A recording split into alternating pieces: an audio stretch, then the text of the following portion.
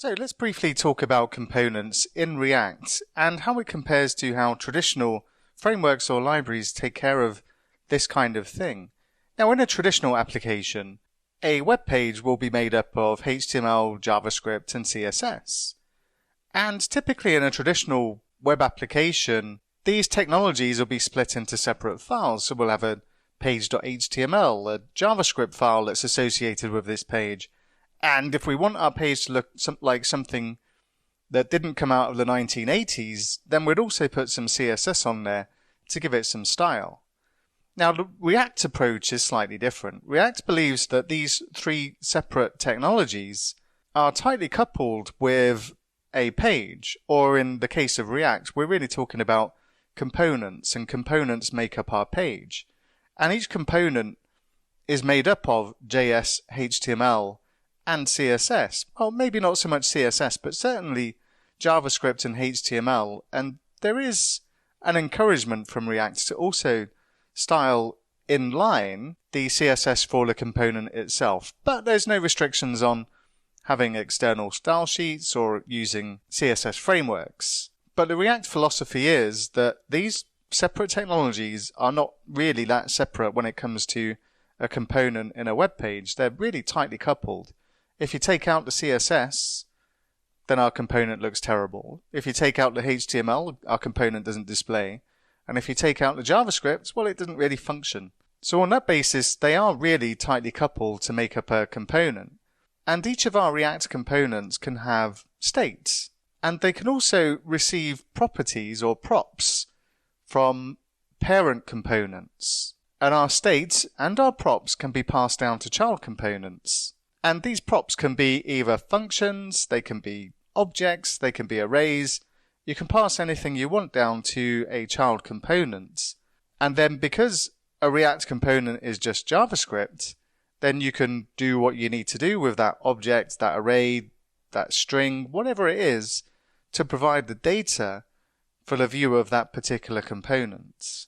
And these components, these update the virtual DOM. Whenever a component receives props, it causes a re-render of that component and it updates the virtual DOM, which then updates the actual DOM that we referred to earlier on. And this makes React very fast because the actual DOM is kind of slow in comparison to JavaScript, and the virtual DOM will just intelligently patch the actual DOM with the changes. Also, React has a one-way binding. Other libraries use two-way bindings, and the model that's updated in the DOM would update the documents.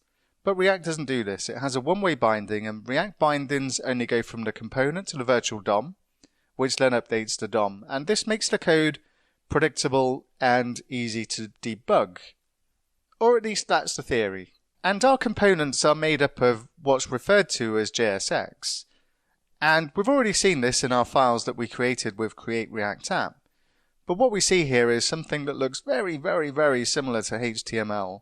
And this is just syntactical sugar for what is JavaScript. What we are returning here is JavaScript.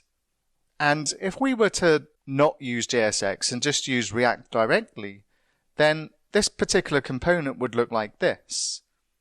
And we would use React create element. We would tell it the element that we're creating, which is a div, and we'd add some configuration objects with its properties such as class name, etc. And if we had a fairly large component made up of elements like this, it would be difficult to manage, difficult to read, and certainly difficult to reason about what's going on.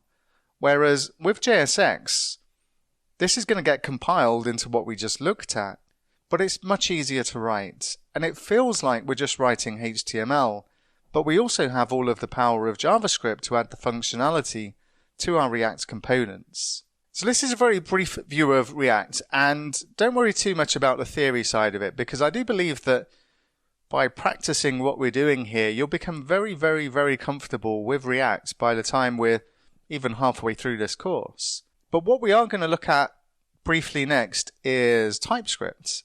And this will just be a basic introduction to TypeScript for those of you that have never used TypeScript before, just to show you what we can do with it, why we're using it, and how we can integrate it with React. And we'll take a look at that next.